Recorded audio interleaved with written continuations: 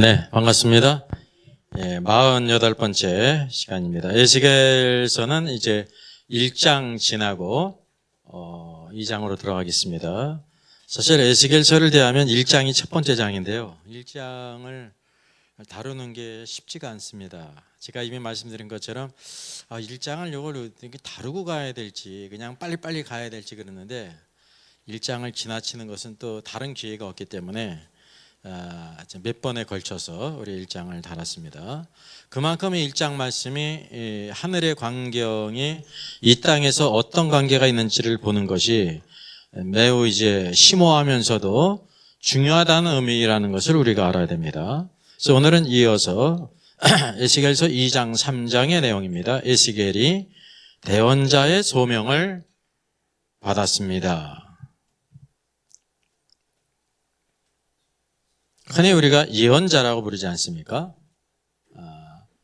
뭐라고 생각하는 것이 좋으냐면 성경에 예언된 그 예언자라는 것은 이제 내용의 예언이지, 내용의 예언이기 때문에 예언자라고 말할 수 있지 세상적인 의미의 예언자가 아니라는 거예요. 그래서 에스겔서에 특별히 뭐가 나와요? 대언하라, 대언하라. 그리고 성격이, 예언자의 성격이 대언이라는 것을 알아야 합니다. 성경적 남녀 리더십, 헤드십에 대한 책이죠. 그래서 우리가 이미 봤던 것처럼 전체적인 계략적인 구조를 아셔야 돼요. 에스겔서의 주요 메시지가 있는데요. 1장 하늘의 광경, 하나님의 영광을 보지 않습니까? 그것이 이 땅과 어떤 관련이 있는지를 보여주고 있습니다.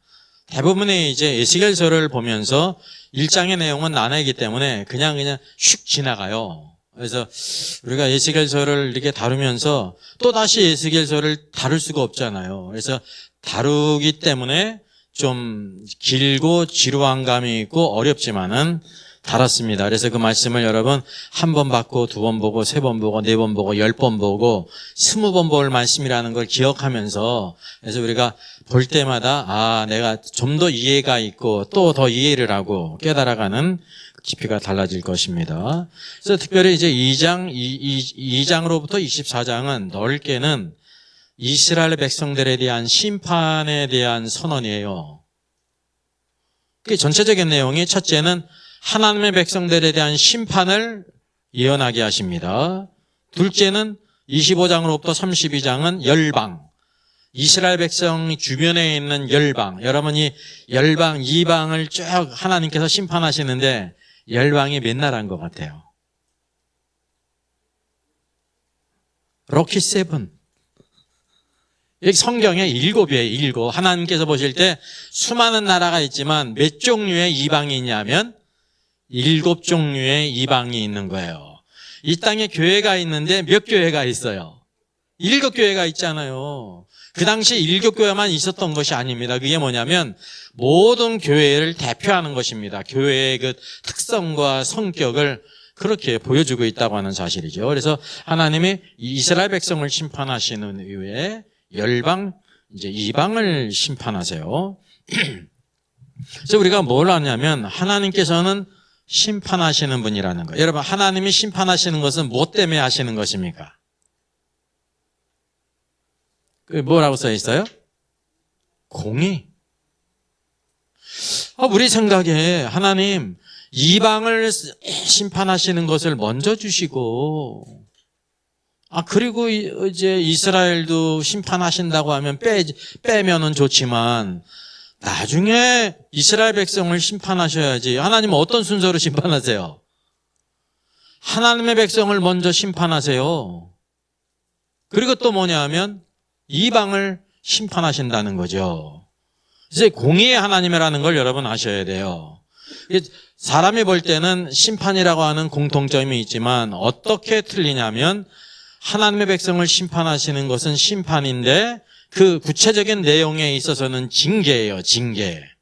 이방을 심판하시는 것은 그냥 그걸로 끝입니다. 심판입니다. 그걸 아셔야 돼요. 근데 공통적인 속성이 있죠? 이게 공의라는 거예요, 공의. 그래서 우리 신자들의 생각은 뭐냐면 하나님께서 구원받은 백성을 심판하시는가? 어휴, 무슨 심판을 해? 불신자나 심판하시지. 이런 생각을 가지고 있습니다. 이건 성경적인 생각이 절대 아니라고 하는 사실 우리가 기억할 필요가 있습니다. 그래서 에스겔 성경에서는 이스라엘이든지 이방이든지 무엇으로 심판하는 심판의 도구가 소멸하는 불로써 심판하세요. 그래서 여기에 하나님의 속성이 나오는데 하나님이 어떤 분이기 때문에 그런 거예요. 거룩하신 분이라는 것을 말하는 것입니다. 하나님은 거룩하신 분이기 때문에 불로써 심판하시는 것입니다. 에스겔서 30장, 33장, 39절은 그 이후에 이스라엘에 대한 회복을 이어나게 하세요. 이스라엘에 대한 회복이에요. 그래서 이스라엘에 대한 심판은 징계라는 거예요. 하나님의 백성을 심판하는 것과 이방을 심판하는 것은 그 성격이 심판이라고 하는 공통점이 있지만 내용에 있어서 구별된다는 사실이죠. 그래서 하나님이 어떤 하나님이냐면 사랑의 하나님이라는 걸 알 수가 있고 그 어떤 방법을 통해서냐면 생명이에요. 여러분, 이스라엘 백성을 회복시키시는데 우리가 생각하는 것처럼 막 천국 지옥 끌고 다니면서 막 보여주시고 그래가지고 회복시키는 게 아니에요. 오늘날 우리의 타락한 생각은 뭐냐면 하나님께서 우리를 이렇게 신앙을 진작시키고 열심을 내고 회개케 하고 주를 위해 사는 것을 어떤 방법이라고 생각하냐면 우리가 막 환상 보고 뭐 지옥도 가고 천국에 가야 우리가 변화될 거라고 생각을 해요. 그래서 천국 지옥 간증자들이 많이 나오는 것입니다. 전혀 길이 다른 거예요. 전혀 길이 달라. 뭐로 하세요? 생명에 의해서 생명. 예? 그래서 여기 우리가 알다시피 에스겔 골짜기에 그 마른 뼈들이 있잖아요. 여러분, 그게 마른 뼈가 진짜 있었어요? 마른 뼈가 진짜 있었어요? 없었어요? 없었어요. 그게 비유예요, 비유. 이스라엘 백성들의 상태가 마치 그 해골과 같다는 것입니다. 죽었다는 거예요. 그 포로된 상태에 있지 않습니까? 그래서 그거를 다시 살리는 방법이 뭐예요? 생명에 의해서 살리지 않습니까? 그 결과가 바로 뭐냐면 그들이 결국 어떻게 됩니까? 회개하고 하나님의 약속을 이루는데 이제 약속의 땅으로 돌아가지 않습니까? 그게 이제 생명에 의해서 이루어지는 거예요. 만약에 이스라엘 백성들이 그 자신의 죄를 깨닫지도 못하고 회개하지도 않았다고 하면 이스라엘 귀환이 있어요? 없어요? 없는 거예요. 반드시 그것이 중요하다는 거죠. 그래서 가장 중요한 하나님의 방법은 생명이다 말이에요. 생명, 믿음에 의해서 행하신다는 것을 보여주고 있습니다. 그리고 에스겔 성경의 마지막 부분이 40장, 48장의 마지막 부분이죠. 예루살렘 성전에 대한 이상이지 않습니까?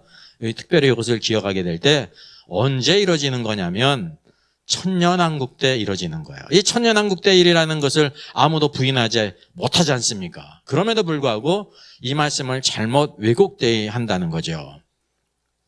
그래서 이제 요거는 무엇과 관계 있냐면 계시록의 마지막 새하늘과 새 땅, 새 예루살렘, 거기에 새 예루살렘 성이 있잖아요.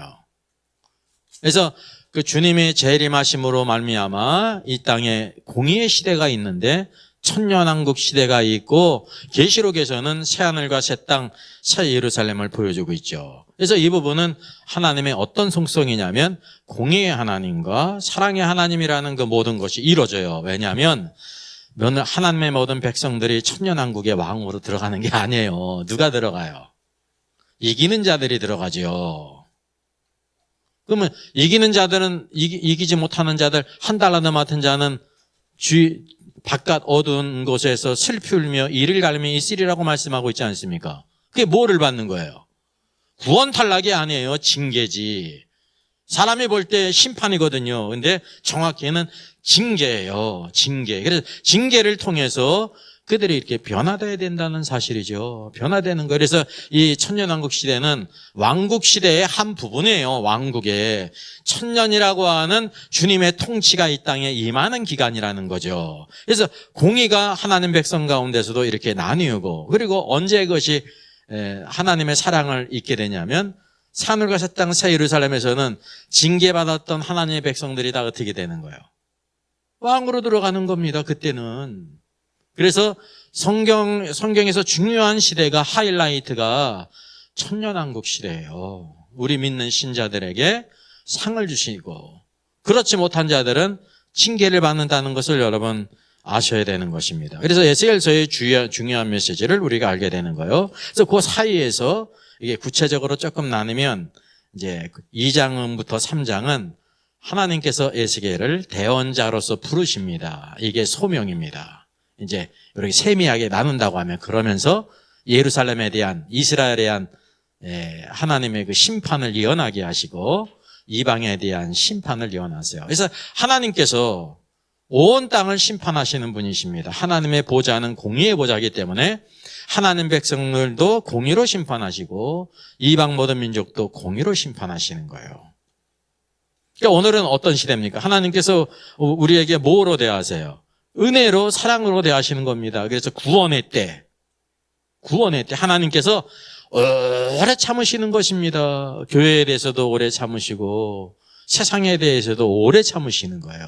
이 오래 참으실 때가 끝나는 때가 있죠. 그때가 어떤 때예요?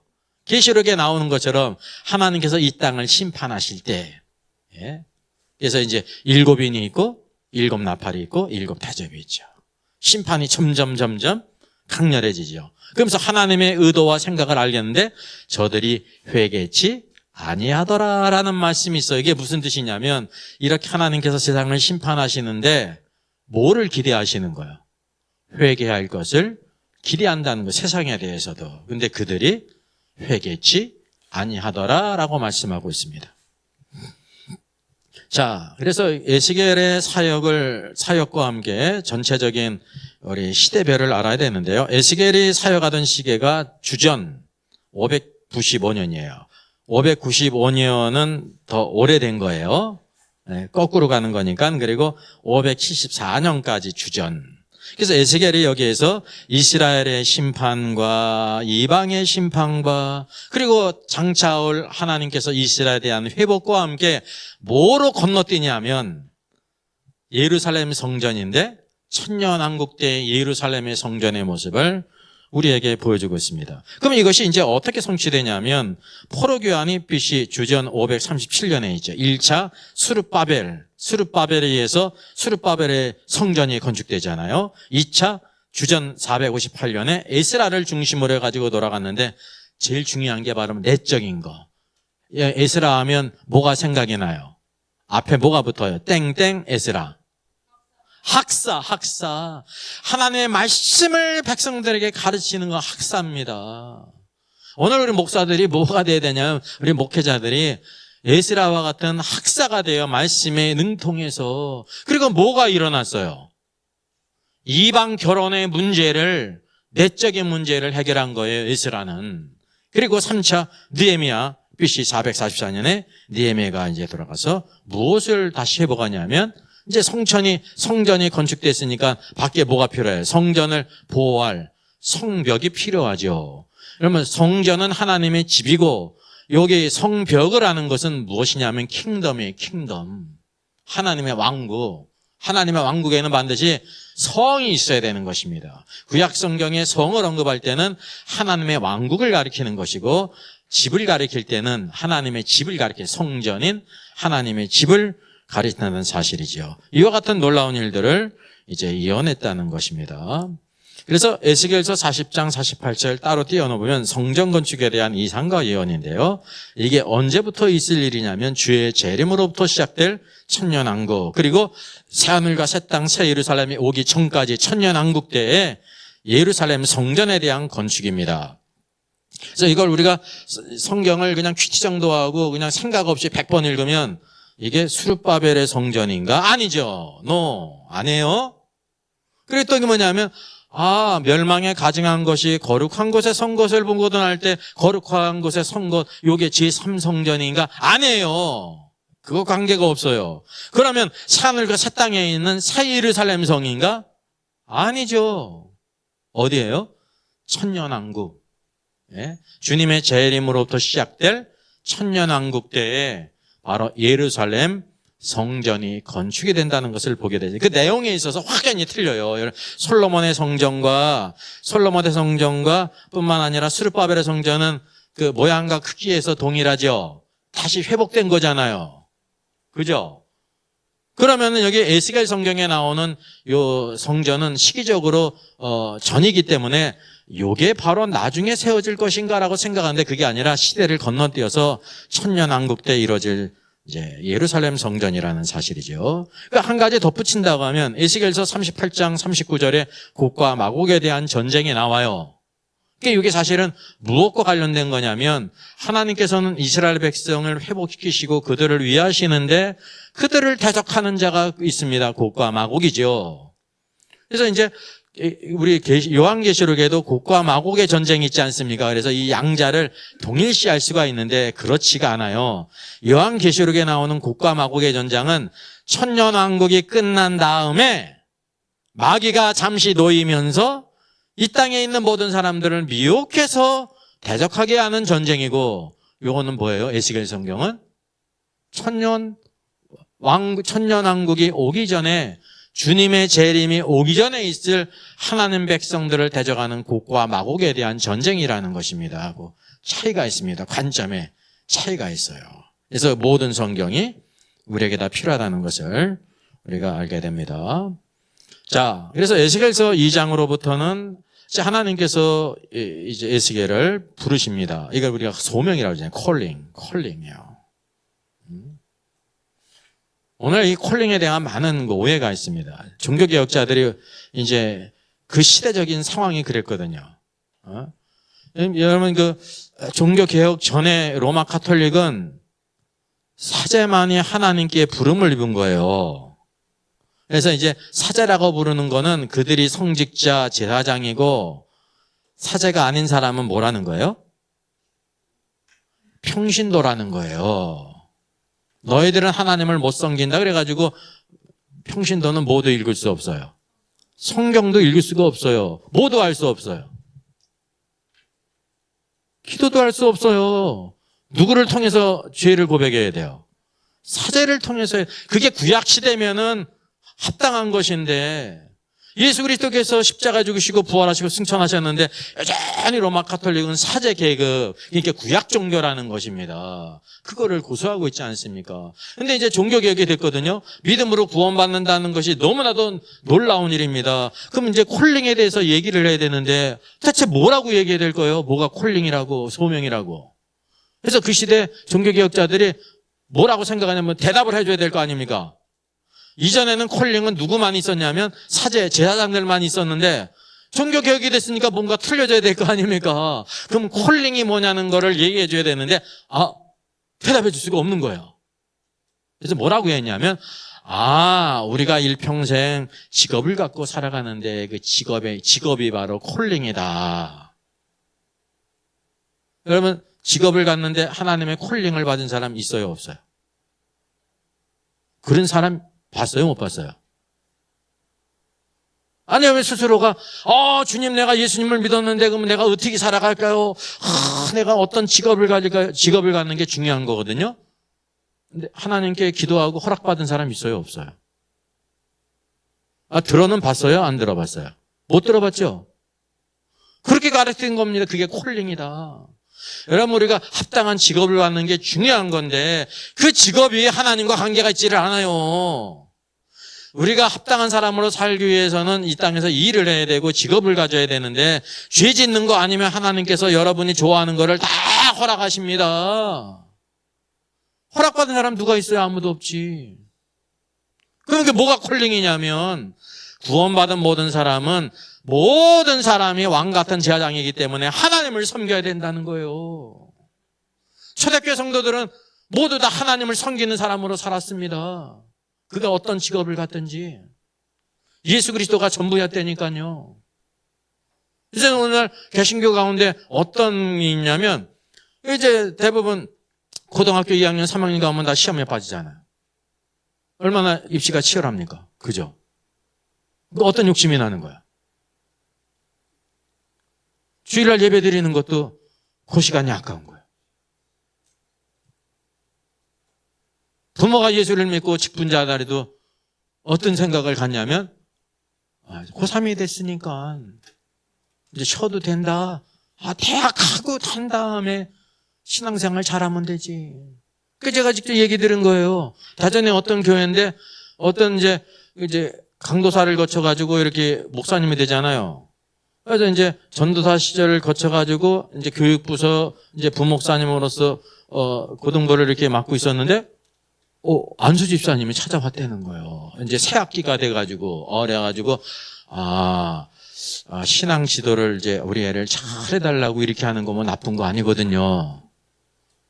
그래서 이렇게 얘기를 하는데, 목사님, 저희가 지금 고3이 되지 않았습니까? 그렇죠. 고3이 됐죠. 열심히 공부해서 대학 가지 않습니까? 그렇죠. 그랬더니, 그래서 고3 1년 동안을 교회에 못 나온다는 거예요. 그거를 아예 이제 통보하러 온 거예요. 그래야 후환이 없지 않습니까? 이렇게 막, 왜 안 나오니? 어쩌고 저쩌고 그냥 한 번에 다 자르려고. 그게 이제 하나의 우상이 된 겁니다. 여러분, 그래가지고 좋은 대학 갈 수 있죠. 공부를 더 했으니까. 하나님의 영광을 드러낸 거예요? 아닙니다. 오늘날 대부분의 사람들은 이런 거 다 잘라먹고, 그래가지고 공부 더 하면 한두 개 더 맞죠. 성적이 올라가지, 공부를 더 열심히 했다고 하면. 그게 하나님의 영광을 드러낸 겁니까? 아닙니다. 뭐는 다 까먹었어요? 신앙은 다 까먹은 거예요. 신앙은 까먹어도 된다고 생각하는 거예요. 이런 생각이 오늘날 우리 안에 다 있다니까. 이게 예수님이 어떤 분인지를 몰라요. 예수님이. 오늘도 우리가 사역자로 부름을 입든지 그렇지 않든지 다 뭐냐면 하나님을 섬기는 그 왕 같은 제사장으로 부르심을 입었다는 것입니다. 그래서 여기 이제 에스겔은 구약시대 인물로서 하나님의 그 소명을 이렇게 받습니다. 여기 이제 특별히 뭐냐면 대원 선지자로 부르지 않습니까? 선지자라는 말은 우리 세상적인 관점에서는 예언자가 있잖아요. 노스트라다무스 예언자잖아요. 하나님의 계시 받았어요? 안 받았어요? 안 받았잖아요. 스스로 말하는 거예요. 자신의 능력으로. 예언자라는 것은 일반적인 개념에서 자기 스스로 말하는 거예요. 근데 성경에서 말하고 있는 선지자는 그런 뜻이 아닙니다. 선지자의 진정한 내용은 이제 예언자인데 내용이 예언이에요. 그 사람은 하나님이 주신 예언의 말씀을 전하는 사람의 대언자라는 사실이죠. 하나님의 말씀을 듣고 그것을 전하는 사람입니다. 성경에 나오는 모든 선지자는 대언자였지 스스로 자기가 한 가지라도 말한 사람이 없습니다. 그래서 이제 이 선지자라는 뜻이 대언자라는 뜻을 알아야 합니다. 그래서 성경은 예언은 있죠. 그러나 예언자는 없는 거예요. 대언자가 있다는 사실이죠. 우리가 선지자라고 말할 때 이건 대언자다라는 것을 알아야 됩니다. 대언자다라는 것을 꼭 알 필요가 있죠. 그래서 인자야 내 발로 일어서라 내가 내게 말하리라. 하나님께서 말씀하신 것이 있기 때문에 전할 말씀이 있는 것입니다. 그래서 내가 그 말씀하는 자의 소리를 들으니 들었잖아요. 그리고 패역한 족속 이스라엘 백성을 가리키는데 그들이 듣든지 아니 듣든지 그들 가운데 선지자가 있음을 알지니라. 하나님의 영광은요 하나님의 말씀을 전하는 거예요. 사람의 입장에서는 누가 직접 말씀하시는 게 좋습니까? 효과적이고 하나님이 직접 이스라엘 백성들에게 다 말하는 게 좋잖아요. 여러분 다 그걸 원하시잖아요. 근데 아닙니다. 반드시 하나님은 누구를 통해서? 사람을 통해서요. 사람, 대언자를 통해서 말씀하시는 겁니다. 오늘도 온 세상에 대해서도 마찬가지입니다. 세상 사람들이 생각할 때 하나님이 직접 예수 믿으라 그렇게 말하는 게 좋잖아요. 그죠? 그래서 다 그렇게 하잖아요. 하나님 있으면 천국 지역 보내달라고 직접 말하든지 그 믿겠다고 그러는데 하나님의 방법은 바로 뭐냐면 이 땅에 믿는 성도들이 선지자의 위치에 있어서 복음을 전하는 거예요. 그 말을 들으면 구원받고 듣지 않으면 구원을 못 받는 것입니다. 동일한 원리라는 거죠. 그래서 우리가 타락한 인간의 생각으로 하나님 말씀을 직접 들어야겠다라는 것은 좋은 신앙이 아니에요. 성경을 믿는 것이 좋은 신앙이에요. 그래서 성령께서 이 모든 것을 우리 안에 증거하고 있다는 사실이에요. 그래서 이제 대언자의 소명을 에스겔이 받아요. 에스겔에게 여호와의 말씀이 임했잖아요. 말씀이 임하지 않았는데 하나님이 임한 것처럼 말하는 것이 거짓 선지자거든요. 근데 우리가 그거 분별할 수 있어요? 없어요? 없잖아요. 하나님이 말씀하셨다고 하면서 전한 사람이 많잖아요. 그죠? 주구장창 그냥 아침 저녁으로 예수님과 하나님과 얘기를 나누고 천국 지옥 왔다 갔다 한 사람 많이 있잖아요.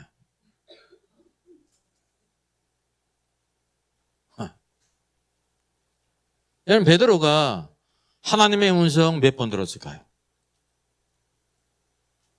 베드로가 하나님 음성. 마태복음 17장 변화산에서 한 번이에요, 한 번. 그것도 예수님의 모습이 해같이 빛나면서 옷이 빛같이 씌어지면서 예수님께서 인자가 왕권을 가지고 이 땅에 오실 것을 이 땅에 처음으로 모셨거든요. 유일하게. 그때 하나님의 음성을 듣지 않았습니까? 그리고 하나님의 얼굴을 봤어요, 못 봤어요? 못 봤죠. 음성이 이는 내 사랑하는 아들이요 내 기뻐하는 자니 너희는 저의 말을 들으라. 이 다 한마디예요, 한마디. 뭐를 들으라는 거예요? 저의 말을 들으라. 이게 이 성경은 뭐로 예수 그리스도의 말씀입니다. 이 말을 들으라는 거예요. 딱 한 번이라니까요. 근데 베드로가 그 말 듣고 예수님 믿은 거예요? 아니, 이미 예수님 믿고 따랐고 17장 중간에서 이 땅에서 주님이 자신의 영광을 유일하게 드러내신 게 그게 한 번이거든요. 그것도 딱 몇 사람 봤어요? 3사람이에요. 다른 제자들은 보지도 못했어. 그러니까 이런 모든 것들을 우리가 보게 되면 오늘날 우리들이 가지고 있는 이제 믿음이라는 것이 얼마나 잘못된 믿음인지 우리가 듣고 사모하고 좋다고 생각하는 것이, 그래서 예수님이 악하고 음란한 세대가 그러지 않으세요? 악하고 음란한 세대가. 예? 세상 사람이 표적을 구한 게 아닙니다. 바리새인, 하나님을 잘 믿는다고 하는 바리새인들이 표적을 구했다니까요. 주님이 그걸 칭찬하셨어요? 아니, 뭐밖에 보여줄 것이 없다는 거예요. 요나의 표적? 물고기 뱃속에서 사흘 밤낮 있다가 나온 것처럼 인자도 밤낮 땅속 심장부에서 사흘 동안 있으리라. 십자가의 죽으심과 부활을 그것을 통해서 보여주신 것입니다. 이게 표적이고 기적이에요. 다른 기적이 없어요. 주님께서 그것을 행하시지도 않으세요. 그래서 이게 제사장이나 에스겔이라는 것처럼 누가 바로 대언자의 소명을 받았냐면 하나님을 섬기는 사람. 오늘 모든 신자들이 하나님을 섬깁니까? 안 섬깁니까? 모든 신자에서 섬기는 게 아니라 믿는 거지. 하나님은 누구를 부르시냐면 하나님을 섬기는 사람을 부르세요. 하나님을 섬기는 사람. 그래서 너희는 택하신 족속이요 왕 같은 제사장들의 거룩한 나라 왕국이다라고 말하고 있지 않습니까? 그리고 이제 30년째라는 것은 그의 출생한 지 30년이라는 거예요. 그게 제사장이잖아요. 그게 제사장으로 쭉 그렇게 이제 출생하고 성장하고 훈련하고 성수부대에서 레위기 4장 3절에 있는 것처럼 제사장일지라도 언제 하나님을 섬기냐면 30세가 되어서 섬기는 것입니다. 하나님은 그냥 아무나 섬기는 게 아닙니다. 자격을 갖춰야 된다는 거죠. 그래서 성경에 붓시의 아들이라고 말하고 있습니다. 붓시가 무슨 뜻이라고 그랬어요? 멸시받는. 그래서 여기 에스겔이 참된 하나님의 사람인 까닭이 그 대언자의 소명이 있음으로 해가지고 영광 받았어요? 멸시를 받았어요? 멸시와 경멸을 받았습니다. 왜냐? 패역한 백성들, 이스라엘 백성들이 하나님 말씀을 믿지를 않았거든요. 여러분, 우리가 알 때 참다운 하나님의 사람은 이 땅에서 환영을 못 받아요. 예수님이 환영받았어요? 거절을 당했어요. 거절당했잖아요. 사도 바울 같은 위대한 사역자가 있는데 세상 사람 말고 믿는 성도들이 사도 바울을 귀히 여겼어요? 어떻게 여겼어요? 귀히 여긴 사람도 있을 뿐만이 아니라 사도 바울을 대적한 알렉산더 같은 사람이 있습니다. 구리장세. 그 주님의 영광을 모르는 거죠. 오늘도 여러분 마찬가지라는 것을 알아야 된다는 거죠. 그래서 이게 다 뭐냐면 예수 그리스도를 본받아서 그 길을 갔다는 거예요. 에스겔이. 그리고 1장에 있는 것처럼 하나님의 영광을 본 사람이에요. 오늘날 구원받은 성도들 가운데 하나님의 영광을 보는 사람이 얼마나 있습니까? 오늘도 요한계시록을 통해서 에스겔을 통해서 성경에 나타난 예수 그리스도의 영광을 보는 사람이 얼마나 있어요? 잘못된 건 많이 보지. 잘못된 거는 그냥 여기저기 쫓아다니면서 그냥 열심히. 주님의 영광을 알아야 돼요. 영광을 알면 그 주님을 따라가게 돼 있다는 사실이죠. 그래서 하나님의 말씀을 받은 사람입니다. 그가 바로 이제 대언자의 소명을 받았다는 것입니다. 특별히 여기 보이는 이상을 본 때가 이제 30년대인데 여호와 왕이 차롭힌 지 5년이었고 바벨론 포로가 된 해부터 5년이라는 거죠. 이게 이제 5년과 30해째의 관계는 30년 되는 때는 에스겔의 출생으로부터 30년 되는 때고 5년 되는 때는 여호야긴 왕이 사로잡힌 지 5년, 포로된 지 5년이죠. 그러니까 이게 5년이라는 기간은 어떤 기냐면 제사장은 30세에 사역을 시작하는데 5년 전부터 뭐를 해요? 견습생으로서 인턴 리전트 과정을 거치는 겁니다. 보고 들으면서 심부름하면서 다 실습을 통해서 배우는 거거든요. 그런 훈련을 거쳤다라는 것을 보여주고 있습니다. 에스겔은 직접적으로 하나님 말씀 패역한 백성들이 하나님을 거역함으로 인해서 이스라엘 백성들이 하나님의 징계 가운데 포로가 되고 비참한 상태가 있다는 것을 몸소 5년 동안 다 깨달았습니다. 예. 여러분 그 모든 고통을 겪으면서도 그것이 어디로부터 왔는지를 아는 사람이 있고 모르는 사람이 있는 거예요. 그래서 하나님의 사람으로 준비가 됐다는 거죠. 성경에서 중요한 것이 마태복음에 중요한 것이 뭡니까? 제자 아닙니까? 왕국에는 제자가 있어야 되는데 무엇으로 되는 거냐면 훈련으로 되는 것입니다. 훈련. 우리 자녀들도 마찬가지입니다. 중요한 것이 뭐냐면 훈련이에요. 어떻게 훈련되느냐, 어떤 가르침을 받고 또 중요한 건 둘째는 훈련입니다. 훈련. 훈련을 할 때 다듬어지는 거예요. 우리 신앙도 마찬가지입니다. 오늘도 바른 가르침을 받고 뭐가 필요하냐면 훈련이 필요한 겁니다. 훈련. 훈련은 뭐 하는 거예요? 하나 간단한 것도 계속 연습하는 거예요. 그러니까 사람들은 생각할 때 왜 자꾸만 이거 해? 다 아는데. 아는 거하고 하는 거하고 틀린 거예요, 여러분. 운동도 그렇고 그림을 그려도 그렇고 음악을 해도 그렇고 뭐든지 다 이 프랙티스 훈련이 있어야 되는 거예요. 그 훈련에 제일 중요한 게 바로 뭐예요? 복 중에서 제일 조그만 복이 있죠. 복을 자르면 무슨 복이 되는 거예요? 반복이지. 반복이에요, 반복. 뭐든지 모든 일이 다 그런 겁니다. 그래서 자기의 것이 되는 거라니까요. 근데 우리는 어떻게 하냐면 한두 번 해놓고 다 아는데, 알지. 근데 뭐가 있어야 되는 거예요? 반복이 있어야 되는 거예요, 반복이. 교육도 그렇고 신앙생활도 그렇고 모든 것이 다 그렇다는 사실이죠. 그래서 몸에 완전히 밴 사람, 습관을 바뀌려면 적어도 얼마간의 기간이 필요합니까? 적어도 3, 4주, 한 달이 있어야 되는 겁니다. 그게 내 몸에 적어도 조금 배려면은 그 전에는 어때요? 뭐 새롭게 다 깨꼬리죠. 아우 힘들어 그냥. 일찍 일어나야지, 뭐 해야지, 밥 먹을 때 먹어야 되지, 뭐 해야지, 뭐 해야지. 근데 그게 중요한 겁니다. 신앙생활도 마찬가지예요. 오늘도 우리가 에스겔은 하나님의 사람으로서 이런 과정을 거쳤기 때문에 대언자가 된 거예요, 여러분. 대언자 아무나 되는 게 절대 아닙니다. 에스겔을 생각해 보세요. 하늘의 영광을 본 사람이 구약에 누가 있어요? 에스겔, 다니엘. 신약에 누구예요? 요한, 바울. 바울은 쓸 권세가 없잖아요. 요한에게 주께서 맡기셨기 때문에. 두 사람이에요, 두 사람. 이런 사람들의 영적인 체험을 통해서 성경에 기록돼서 우리가 이걸 통해 보는 거예요. 여러분이 요한처럼 그렇게 본다고 생각하지 마세요. 에스겔처럼. 이게 믿음의 길이라니까요. 대언자의 길. 하나님 말씀을 대신할 수 있다는 게 얼마나 영광스러운 일입니까, 여러분? 이 세상에서 여러 성도들이 하나님 말씀을 대언할 수 있다는 게 예수님이 하나님의 아들이시고 그를 믿어야 구원받고 이 대언할 수 있다는 게 얼마나 놀라운 일입니까? 그래서 우리가 하나님의 사람으로 세워지라라는 것을 보여주고 있습니다.